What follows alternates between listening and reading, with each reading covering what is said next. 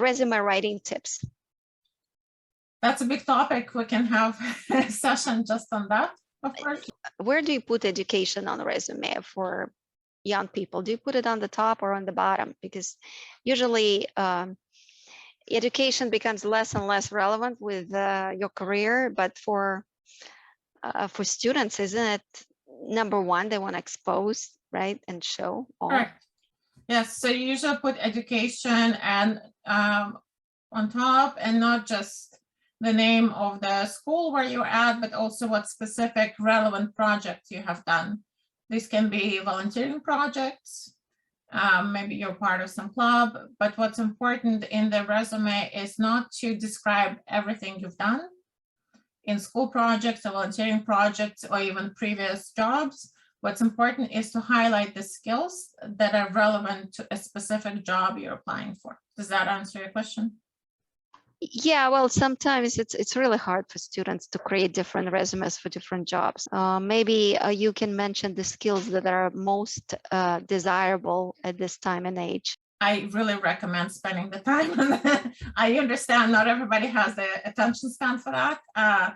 There is no way around it. Different jobs have different skills that are essential, right? Some jobs require communication skills. Some jobs require analytical skills.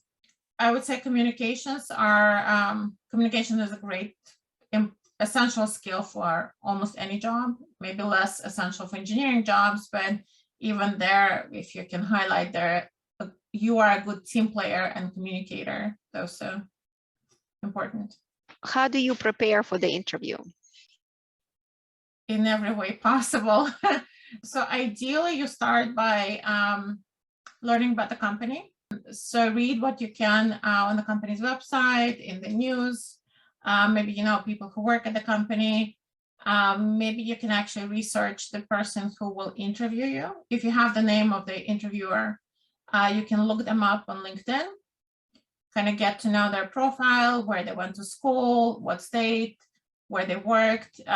This way you kind of can relate to them a little bit better. And in terms of actual interview preparation, there are different resources that will give you a list of most asked questions. I don't know about internship interviews as much, but in general, interview questions are broken down into categories of kind of generic behavioral questions and subject matter questions, like let's say more technical, for instance. It's important to prepare for behavioral questions. The most important question to prepare for is tell me about yourself. So oftentimes people think I'll just wing it, I'll just talk about myself. It's actually important to possibly write down an answer to this question. And there is a specific structure you can follow to answer it, to highlight, you know, your most important skills and your desire to work for the company. How long can a person talk about themselves? Like 1 minute, 2 minutes, 5 minutes? What is 2 minutes at most. I have a question about contacting people. It's going back to the first question. Can you write on LinkedIn to the person directly? Because you cannot just write to anyone, only to your people in your network you can write to. Correct. So you need a premium subscription to write to anyone. However, you can first, for instance, make yourself known to the person you want to write to by commenting on their post. Or you can basically see their activity. Maybe they commented on somebody else's post. You can kind of interact with them in the newsfeed, and then you can try to add them and connect with them and then message them. That's very, very cool. Very good approach. Mm. Right. So you have to do it like a couple of days prior. You're gonna write, right? So it doesn't look like it's all in 1 hour.